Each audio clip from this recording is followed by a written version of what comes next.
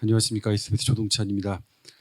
제가 지금 여기 지역병원 관계자 선생님들께 제가 강의할 입장은 아니고요. 저는 기자로서 정보를 다루니까 제가 여러분들께 드릴 수 있는 정보가 무엇인지 고민해서 그것을 같이 공유하는 시간으로 하겠습니다. 예, 제가 보시는 화면이 제가 수술방 치부 때 수술하던 모습인데 저도 이렇게 기자 일을 하게 될 줄은 몰랐는데요. 게다가 이렇게 오래 하게 될 줄은 몰랐습니다. 네. 왼쪽에 제가 처음에 이제 분당서울대병원 앞에서 스탠딩 기자로서 이제 어떤 리포팅을 하는 모습이고요.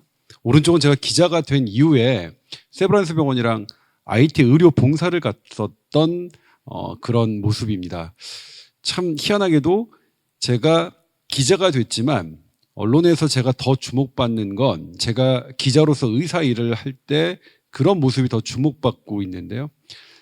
제가 병원을 떠나서 방송국에서 일을 하면서 더 느낀 거는 의사라는 직업은, 환자를 돌본다는 직업은 역시 좋고, 분명히 그러니까 그 어떤 직업과도 비교해도 그 가치가 뭐 낮다고 할 수 없는 정말로 높은 그런 걸 많이 깨닫고 있습니다. 네, 이제 포스트 코로나가 있을 거냐? 뭐 아니겠죠. 제 오늘 강의 제목도 위드 코로나인데 여러분들 다 기억하시겠지만 2009년 신종플루 때도 지금 보시는 이 그래프처럼 세계보건기구가 각국의 신종플루 환자들을 쭉쭉쭉쭉 업데이트했습니다. 그리고 3개월 만에 백신이 나왔고요. 타미플루라는 약도 그 해에 개발됐습니다. 2021년이니까 12년 됐죠. 하지만 12년 지났어도 신종플루 이름은 바뀌었죠. 계절 독감으로. 하지만 여전히 존재합니다.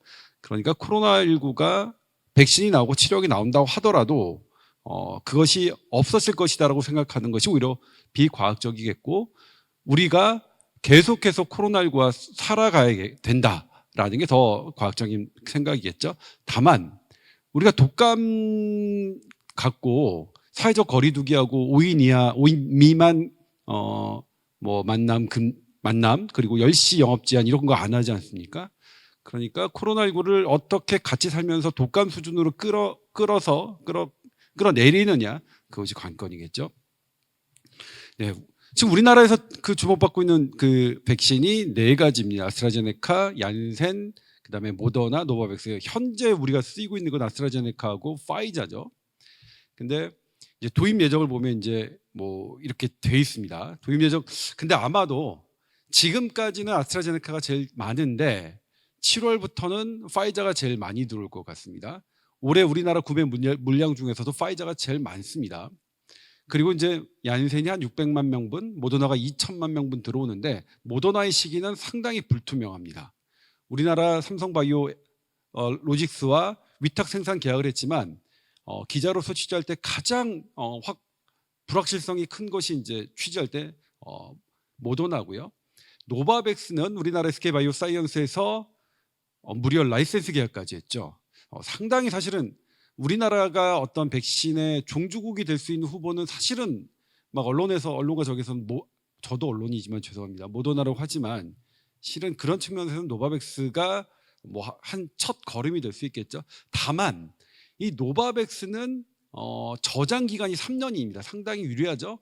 이것 때문에 올해 당장 우리 국민이 맞지 않을 수도 있습니다. 왜냐하면 지금은 백신이 되게 부족하다고 느끼지만 정부는 지금 7월 혹은 9월부터 쏟아지게 될 백신 때문에 혹시 백신이 남을까를 오히려 지금 대비하고 있습니다.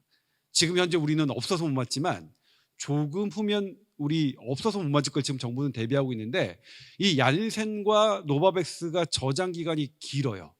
그래서 얀센과 노바백스는 일단 비축하는 안을 하고 있습니다. 그래서 아스트라제네카 일단 다 소모하고 그 다음에 파이자, 모더나 들어오는 대로 이런 식으로 가닥을 잡고 있습니다. 그러면 스푸트니크 V 어떻게 되느냐 궁금하시죠? 제가 영상을 좀 보여드릴게요. 제가 뉴스한 건데요. 예방 효과가 91%라는 임상 3상 결과가 지난해 말 세계 3대 의학저널에 발표됐습니다. 러시아는 지난달까지 700만 명 이상이 접종했고 계약을 맺었거나 진행 중인 나라가 60개국이라고 밝혔습니다.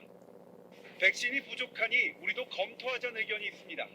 mRNA도 일부 위험성을 감수하고 쓴 것처럼 효능이 좋다고 하면 사용을 고려해볼 만할 수 있는 거라고는 생각을 합니다.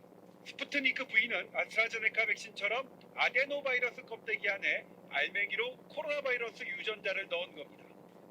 아스트라제네카가 1차, 2차 접종 모두 한 종류의 바이러스만 사용하지만 스푸트니크 V는 서로 다른 바이러스를 활용합니다. 두 종류의 바이러스를 쓰면 백신 효과를 더 높일 수 있는 장점이 있습니다. 문제는 안전성 논란을 완전히 벗어나지 못했다는 겁니다. 이 백신에 사용된 바이러스는 과거 특정 감염병 백신에도 활용된 적이 있는데 당시 백신을 맞은 사람이 오히려 특정 감염병에 더 쉽게 감염되는 부작용이 나타나 중단된 바 있습니다. 이 바이러스로 만든 코로나 백신을 맞을 경우 특정 감염병 위험성이 커질 수 있다는 우려가 공교롭게도 이 백신 임상 결과가 실렸던 세계 3대 학술지에 게재됐습니다. 네, 지금도 바이러스 학자, 백신 학자들에 대해서 스푸트니크 V가 증명하지 못한 게 이 부분이거든요. 그러니까 벡터를 얀센은 뭐 한 번 맞으니까 하나고요. 아스트라제네카는 2번 맞지만 침팬치 아데노바이러스를 똑같은 걸 쓰는데 스푸트니크 V는 달리 써요. 2번째. 물론 2번째 쓰니까 첫 번째 아데노바이러스에 생겼던 안티바디에 의한 그런 면역 감소 효과가 2번째 접종에는 사라지는 장점은 있겠지만 이 2번째 사용한 게 아데노바이러스 5인데 타입 5인데 이게 HIV 백신에서 이미 이것은 아까 사용하면 안 된다고 판명이 낸 그런 바이러스 벡터거든요. 그걸 스푸트니크 V가 사용했기 때문에 의구심을 갖는 거고, 그래서 학자들이 이제 스푸트니크 V 러시아에 요구하는 거죠. 아데노바이러스 타입 5가 갖고 있는 기존의 단점을 당신들이 극복했다는 것을 보여달라. 근거를 보여달라. 그걸 아직까지 이제 스푸트니크 V 측은 하지 않는 거고요. 이런 점이 스푸트니크 V의 가장 큰 크리티컬 포인트인데, 이것을 스푸트니크 V가 공개한다면 뭐 우리나라에서도 뭐 충분히 고려할 수 있을 것 같고, 만약 이게 안 된다면 이건 사실은 좀 어렵지 않을까, 다른 나라에서 맡고 있더라도 이런 문제가 있습니다. 그다음에 이 다음이 이제 시노팜인데, 시노팜은 이제 넘어가도록 하겠습니다. 다음을 예. 지금 이제 4개 백신 중에서 이게 이제 우리 되게 유명한 그림이죠. 파이자. 우리 비아그라만 만드는 곳에서 더 한층 나아갔다.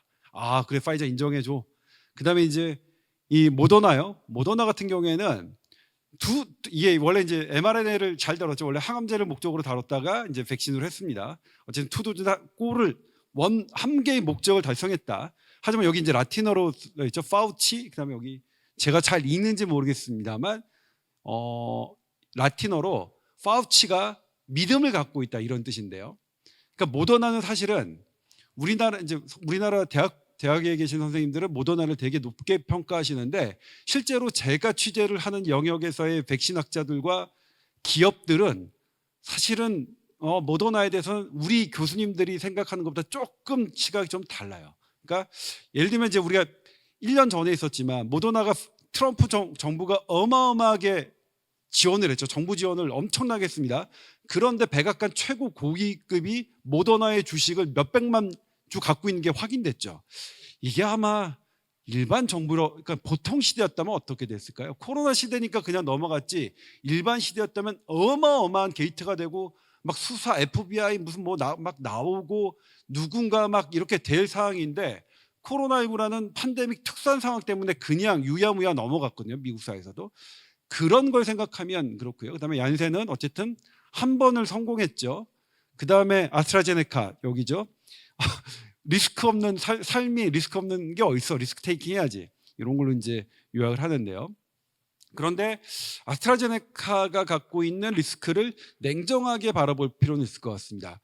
일단 이 피임약이죠. 피임약의 확률이 0.05에서 0.12%고요. 스모커가 0.18%의 그 혈전 위험성이 있습니다. 그리고 코비드19 자체는 16.5% 어마어마하게 높습니다. 그리고 아스트라제네카의 혈전 위험성은 0.00004%인데 우리가 비교해야 될 거는 0.0004%하고 코비드 인펙션 요거 갖고 비교를 해야겠죠. 그러니까 0.00004%의 확률과 16.5%는 몇백만 배 차이가 납니다. 혈전 위험성이. 그러니까 우리가 백신을 맞았을 때 혈전 위험성과 그냥 코로나19에 걸렸을 때 혈전 위험성은 몇백만 배의 차이가 난다. 근데 물론 조심은 해야겠 하지만 우리나라 지금 현재 이게 좀 과도하게 좀 부각된 것 같다는 생각을 저는 갖고 있습니다. 저 그 지난주 금요일 날 자녀 백신 신청해서 저도 아스트라제네카 백신을 맞았습니다. 근데 힘들더라고요. 저는 내일 모레 쉰이라서 금방 해결될 줄 알았는데 상당한 고열과 그 마이알지아 있잖아요. 그게 오늘까지도 쉽지 않았는데 아무튼 그럼에도 불구하고 큰 탈은 없었습니다. 근데 이제 왜 이렇게 아스트라제네카를 맞으신 분들이 걱정하시는지는 이해가 되겠어요. 그러니까 그러니까 독감 걸릴 것처럼 아프니까 이거 이러다 무슨 일 일어나는 거 아닐까, 이런 부분에 대한 우려 때문에 이런 게 우려감이 좀 커졌었던 거는 제가 직접 맞아보니까 이해를 좀 할 수 있겠더라고요. 아주 드물긴 하지만, 그리고 우리나라에서는 아스트라제네카 백신에 의한 것이라고 인정된 혈전증은 없지만 그럼에도 불구하고 좀 조심을 해야겠죠. 우리나라도 생길 테니까요. 1,000만 명, 2,000만 명 생기면 0.0004%의 확률이라도 생길 텐데 이거 치사율이 40%였어요. 그러니까 되게 드물게 생기지만 이게 혈전증이 생기면 많이 사망해요. 이게 이제 NEJM의 요 자료는 아주대 신경과 이진수 교수가 제공해 주신 겁니다. NEJM에 이제 나온 내용을 보면은 54세 사람인데 아스트라제네카 맞고요. 이렇게 라이트 프론탈 로브에 이제 헤모리지가 생겼죠. 이게 그 베노그램을 해봤더니 여기에 막혀 있어요. 근데 이분 보니까 우리 혈전증 하면 스롬벡토미하고 헤파린 쓰잖아요. 근데 돌아가셨어요. 근데 지금 어쨌든 이런 아주 많지는 않지만 지금의 경험으로 이 아스트라제네카에 의한 혈전증 치료는 절대로 헤파린을 쓰지 말라고 돼 있어요. 헤파린 쓰면 안 된다. 요거는 우리가 공유를 좀 해야 될 것 같아가지고 제가 제공을 받았고요. 그리고 역시 예방 목적 혹은 치료 목적으로 아스피린을 권장되지 않는다. 그러니까 우리가 요것에 의한 것은 우리가 통상적으로 사용했던 스럼보시스의 치료 예방법의 약을 쓰지 않는다. 다른 방법을 한다라는 것 말씀드리겠고요. 그다음에 모더나, 삼바 이렇게 위탁 계약 생산하고 마치 모더나랑 우리가 하면서 백신 허브라는 그런 프레임까지 우리나라에 동원됐는데 저는 그 프레임에는 반대합니다. 어떻게 평가할 수 있겠습니까? 네, mRNA 백신을 우리 땅에서 만들 수 있게 된 건데 백신 구매 협상에서 좀 더 유리한 지위를 확보한 겁니다. 그러나 백신 종주국 되려면 핵심 기술을 확보해야 하는데 그건 안 됐습니다. 제약업계요, 성과는 거뒀지만 과제도 남았다고 평가합니다. 그럼 그 핵심 기술은 왜 그렇게 받기가 어려운 겁니까? 네, 핵심 기술 특허가 복잡하게 얽혀있기 때문인데요. 네이처가 공개한 mRNA 특허 지도 보시겠습니다. 모더나가 사용 중인 핵심 기술은요, 미국 국립보건연구원, 미국 펜실베이니아 대학뿐만 아니라 독일 회사 2곳, 경쟁사인 화이자, 그리고 테슬라 등 13개 기관이랑 특허가 얽혀 있습니다. 네. 이 때문에 백신 제조회사들은요, 기술을 이전하는 것보다 차라리 완제품 기부하는 게 낫다고 하는 겁니다. 네.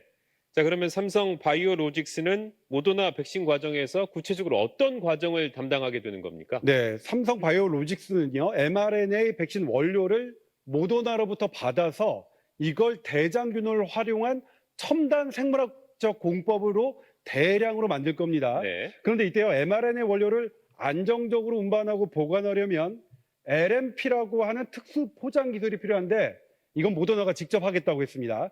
국내에서 8월쯤 당장 위탁 생산할 수 있다는 건요, 역으로 핵심 기술이 이전하지 않았다는 것을 의미하는데요. 이번에 맺은 백신 파트너십을 통해서요, 앞으로는 핵심 기술 전수까지 기대를 걸어볼 수 있겠습니다. 네, 그러면 이제 앞으로 핵심 기술을 확보하려면 우리는 어떻게 해야 되는 겁니까? 네, 앞서 보신 mRNA 핵심 기술 특허에 얽혀 있는 13개 기관의 공통점은 백신 개발 초기부터 발을 담궜다는 겁니다. 다 된 밥상에 숟가락 얹는 거 쉽지 않다는 거겠죠.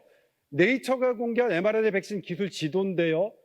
mRNA 원료 만들려면요, 나노과학, 지질학, 세포학, 면역학 등 수십 개 분야의 첨단 기술이 필요합니다. 한미 백신 협력이 진정한 열매를 맺으려면요, 긴 안목으로 국내 대학과 기업이 앞서 보신 지도에 자리 잡는 것이라고 할 수 있겠습니다. 저 복잡한 지도 한 구석이라도 우리 기업이나 우리 업체가 들어가야 발전이 된다는 얘기군요. 네.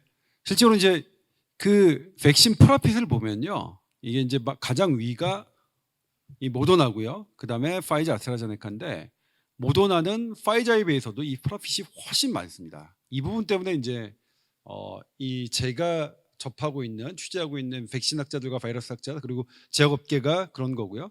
그러니까 그에 비해서 파이자는 훨씬 더 그리고 임상시험도 파이자하고 모더나하고 조금 그 타겟팅하는 방법이 조금 다르다고 해요. 그러니까 기존에 하던 방법, 그러니까 임상시험을 하던 방법을 많이 비슷한 게 파이자고 모더나는 사실 딱 결과가 나올 수 있게끔 하는 방법이 있다고 해요. 그러니까 사실 그러니까 학자들은 모더나에 대해서는 조금 더 뭔가를 더 객관적인 것과 이런 것들을 요구하고 있는 그런 것 같습니다. 우리나라에서 이제 모더나가 되게 대단히 상위의 이런 걸로 평가받고 있지만요. 조금 다른 부분이 있고요. 그다음에 이제 파이자 모더나가 갖고 있는 근본적인 그런 풀어야 될 과제는요. 이 파이자 모더나 지금 이게 mRNA가 100 마이크로그램 하거든요. 요거는 항암제 아직은 이제 개발되진 않았지만 임상 시험을 하고 있는 항암제에 사용하는 용량입니다. 어마어마하게 많은 거예요. 그러니까 백신이면 적어도 10 마이크로 혹은 1 마이크로그램 이하로 내려야지 이걸 항암제 쓰는 용량으로 아주 진하게 이렇게 백신을 만드는 것은 잘못됐다. 이게 긴급 승인이니까 이게 된 거지 일반적인 정상적인 시기에서는 이렇게 안 되겠다라는 게 이제 백신학자가 갖고 있는 거고 아까 이제 그 지도에서 보였지만 독일에서 큐어백이라는 회사가 훨씬 더 mRNA에 대해서는 오랫동안 연구해온 회사라고 그래요. 그런데 여기가 지금 왜 안 나오냐 봤더니 여기는 용량을 낮추려고 하는 거예요. 용량을 100 마이크로그램은 그러니까 항암제 쓰는 용량을 우리가 일반 백신에 쓸 수는 없다고 생각해서 낮추려고 하는데 그게 조금 잘 쉽지는 않은 모양입니다. 그래서 파이자 모더나가 앞으로 이게 위드 코로나 시대에서 계속 우리가 혹 6개월, 1년마다 맞아야 되는 백신이라면 이런 부분을 좀 해결해야 될 부분이 있고요. 자, 이게 이제 파이자 그 접종 계획 정보 아닙니다. 그래서 뭐 여러분들 뭐 아시겠지만 일반형과 센터형으로 해서 이렇게 쭉쭉쭉쭉쭉 하려고 하고 있습니다. 그런데 이제 1회 접종 비용이 여기 19,000 얼마죠? 19,000 얼마. 여기 보면 지급 요게 아직 협의가 되어 있습니다. 왜냐하면 파이자는 정부의 접종 센터에서 냈어요. 그러니까 별도의 그 위탁 의료기관에 했을 때 이 진료비, 이 주사비를 주지 않아도 됐죠. 그냥 약값만 들었던 거예요. 근데 이것을 위탁 의료기관에 하면 아스트라제네카처럼 별도의 이런 19,000원, 2만 원 정도의 이런 비용이 정부로서는 또 들어가잖아요. 그래서 실은 정부로서는 최대한 접종센터에서 만들고 싶어 하고, 그래요. 그런데 이제 그러려니까 뭐가 겁나냐면 파이자가 한꺼번에 확 들어왔을 때 정말로 빠르게 접종할 수 있겠느냐. 우리의 접종센터, 그러니까 공무원 중심의 공중보건의 중심의 지금 파이자 접종센터가 그렇게 많이 하루에 그러니까 한 달에 1,000만 명분을 접종할 수 있겠느냐. 요거에 대한 확신이 없어서 가닥은 위탁 의료기관으로 지금 가닥은 잡혀가고 있습니다. 그다음에 요거는 좀 넣을게요. 우리 K방역이라는 거 이렇게 쭉 뭐 성과가 돼 있지만 우리 지금 QR 코드 하고 있잖아요. 이렇게 어디 가자마자. 근데 이 QR 코드라 하는 게 사실은 현재는 불법이라는 겁니다. 이건 법대 교수님이 저한테 말씀해 주신 건데 우리가 감염병 특별법에서 개인정보를 공유할 수 있는 전제 조건은 내가 감염자거나 감염자와 접촉해서 접촉자라서 다른 사람에게 감염 위험이 있을 때만 나의 개인정보를 국가가 취득하는 게 법으로 보장돼 있고 내가 감염 위험성이 전혀 없는데 국가가 한 달 동안 QR코드를 통해서 내 정보를 취득하는 행위는 불법이랍니다. 아마 앞으로는 지금 그게 코로나19이니까 그렇지 지금 현재 우리가 느끼는 공포나 이런 것 때문에 자행되고 있는 이런 것들도 나중에는 정상화될 거라고 저는 믿습니다. 네, 지금 우리나라에도 그래요. 국내 논문인데요. 너무 많이 정부가 취해가고 있다는 거예요. 개인의 정보를. 감염병을 막는 데는 충분히 효과적이지만 개인의 정보가 그렇게 마음대로 우리가 노출될 만큼 그렇게 막 다뤄서는 안 되는 정보이기도 하니까요. 네, 그리고 제가 이제 여러분에게 오늘 강조드리고 싶은 게 이 부분인데, 지난 코로나19 정말 우리 국민들 정말 열심히 해주셨거든요. 정말 1등은 대한민국 국민입니다. 작년에도 그랬고요, 지금 현재도 그랬고요. 우리나라의 코로나 성적은 가히 기적입니다. 뭐 확진자 지금 600명, 700명 나온다고 하더라도요, 다른 나라에 비하면 아주 적은 편이고요. 그리고 특히 사망자 뭐 비교할 수 없을 정도로 사망자가 적습니다. 우리 국민 되게 잘하셨고요. 그 다음 뭐냐면 우리나라 의료 시스템이 이렇게 잘 되어 있는 거예요. 환자가 어쨌든 안 나타나게, 우리 물론 언론 저 같은 기자들은 아주 작은 사건이지만 팍 부풀려서 보도하는 것을 좋아하기 때문에 어떤 병원이 뚫렸다, 터졌다 이런 단어를 써가면서 마치 코로나에 우리나라 병원들이 의료 시스템이 전부 다 무너진 것처럼 보도가 돼 있지만, 만약 그 보도가 사실이라면 이런 결과 안 나옵니다. 예전에도 그랬고 지금 현재도 그렇습니다. 그래서 저는 정부 관계자가 맨날 브리핑에서 국민들이 방심한다, 나태한다라고 혼내는 듯한 그런 브리핑을 아주 경멸합니다. 저는 직접 얘기한 적도 있어요. 당신들이 우리 국민들 혼낼 자격 없다. 당신들은 이렇게 시행착오 있었지만 우리 국민들은 시행착오 없이 처음부터 끝까지 계속 철저히 해주셨으니까. 두 번째로 칭찬받아야 될 게 우리나라 의료 시스템입니다. 정말 놀랐습니다. 이렇게 잘 맞고 이렇게 잘 대응한 의료체계 전 세계에 없습니다. 그럼에도 불구하고 기승전 공공병원을 주창하시는 분들이 코로나19로 공공의료가 취약함이 드러났다.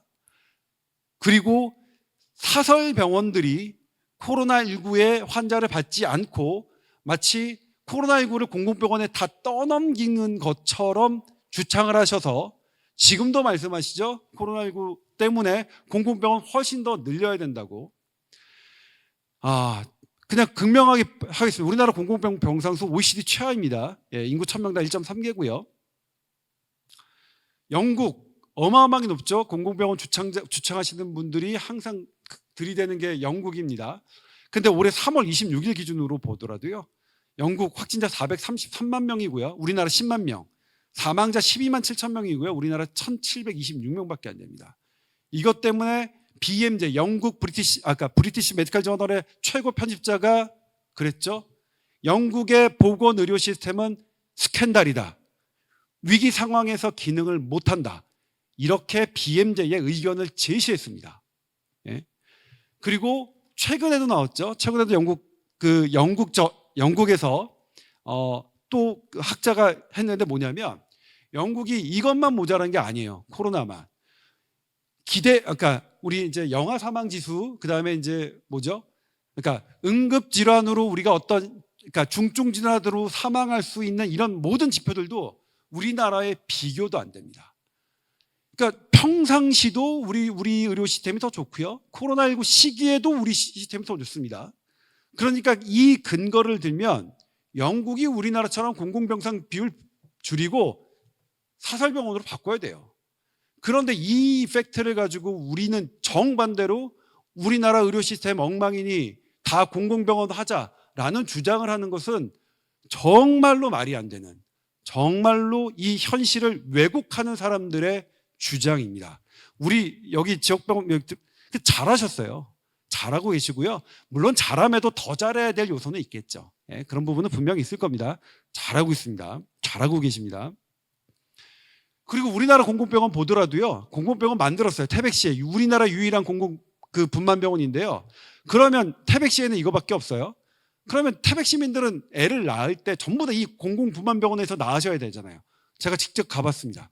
그랬더니 태백에서 출생하는 사람의 10%도 여기를 이용하지 않아요. 왜 이용하지 않냐고 물어봤어요. 그랬더니 다른데 강원도, 강릉, 딴 데 가니까 규모도 훨씬 크고 자기가 보기에 믿음직한 병원이 있으니까 거길 간다는 거예요.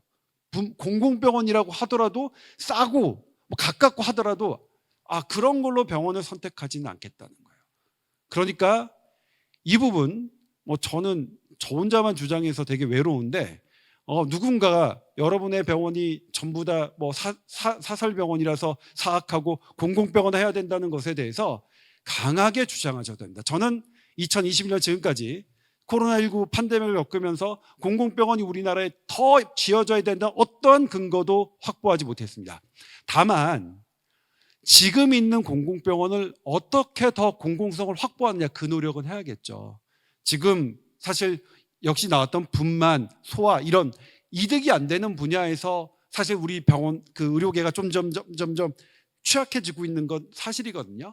그런 부분, 새로운 공공성, 2021년 우리나라가 갖고 있는 현재 대한민국 현재 상황에서 취해야 할 발전시켜야 할 공공 의료는 무엇인가를 고민하고 하는 부분은 분명히 남아 있습니다만, 사설병원 노, 공공병원 오케이, 이런 논리는 정말 말도 안 됩니다. 그리고 또 하나가 이제 뭐냐면, 코로나19 시대에서 또 확인됐던 게 공공병원과 민간병원이 이 긴밀하게 협조가 되는 있으면 그게 시너지를 발휘하더라. 예를 들면 사실 효율성으로 따지면 정말 죄송한 말씀입니다만 민간병원은 공공병원이 못 따라가요. 그거는 다른 나라에서도 뭐 확인됐고, 사실 그거는 뭐 다른 기업에서도 마찬가지지 않습니까? 공공기업과 민간기업은 효율성으로만 따지자면, 예. 그래서 그런 효율성이 그러니까 효율성이 있어야만 살아남는 그런 민간병원과 어떤 그런 거 없이도 천천히 어떤 일을 진행하는 공공병원과 서로 연결을 잘하면 시너지를 발휘할 수는 있겠다. 그런 교훈을 좀 얻을 수는 있었습니다. 그 다음에 제가 최근에 우리나라 병원들이 이런 시스템을 장착했으면 좋겠다 하는 게 제가 취재가 돼서 그거 다시 한번 보여드리겠습니다. 특히 응급 환자가 발생했을 때 적절한 처치를 빠르게 하는 건 생각보다 어려운 일인데요. 최근 인공지능을 통해서 환자 상태를 실시간으로 분석해 구급대원에게 처치 방안을 제시하고 동시에 병원 응급실에도 상황을 전송하는 시스템이 큰 역할을 하고 있습니다. 조동찬 의학 전문 기자입니다. 30대 여성이 구급차 안에 누워 있습니다. 남편이 손을 내밀어 아내를 흔들어 보고 딸은 아빠의 팔을 꼭 안습니다. 눈은 뜨고 있는데 보이지는 않았어요. 정확히 보이지는 않았는데 소리는 다 듣고 있었는데. 박 씨는 지난 19일 저녁 가족과 외식 후 쓰러졌습니다. 한 5분 정도 사이에 갑자기 이제 그 옆에 있는 골목으로 가서 좀 오바이 구토 증상이 나오면서 좀 이제 기운이 빠져가지고 갑자기 쓰러지듯이 이제 넘어졌어요. 급성 쇼크 4단계. 혈압이 급속히 떨어져 조금만 늦어도 위험한 순간이었습니다. 아나필락시스 쇼크라고 하셨고요. 그래서 4단계가 제일 심한데 4단계까지 와가지고 혈압이. 의료진들은 인공지능이 사람보다 빠른 대응으로 골든타임을 지켜냈다고 평가합니다. AI 기반 응급의료 시스템은 구급대원이 이 헤드셋을 착용하는 것에서부터 시작합니다. 환자분 나이가 어떻게 되세요? 83년생 여자분, 전신세약, 어지럼증, 경력 없음. 구급대원과 환자의 대화 중 진단에 필요한 단어들을 인공지능이 뽑아내 분석한 후 진단명과 확률을 제시하고 적절한 병원을 안내하며 동시에 의료진에게 환자 정보를 전달합니다. 인간 의료진이 검색하고 문의하고 판단하는 시간을 인공지능이 단축하는 겁니다. 다양한 응급 상황에 필요한 모든 지식을 갖추고 있는 사람은 없습니다. 환자 상태가 정확하게 파악이 안 되는데 어느 의료기관에 이송을 하는 것이 최선인지 판단하기도 어렵습니다. 인공지능 응급의료 시스템은 뇌졸중, 중증외상 등 1초가 급한 이런 개발되는 이런 것들을 저는 제 주변에 있는 지역병원들이 좀 장착을 차곡차곡 했으면 바라는 마음에서 지금 소개해드렸고요. 마지막 슬라이드인데, 지금 앞으로 위드 코로나 시대에서 가장 중요한 게 뭐냐? 이거 네이처가 그러니까 최근에 5월 지난주에 발표한 겁니다. 네이처에서.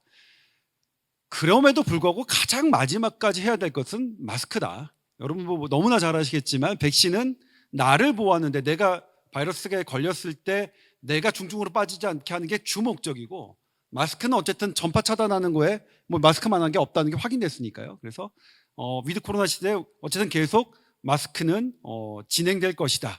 네. 마지막 슬라이드였고요. 감사합니다. 고맙습니다.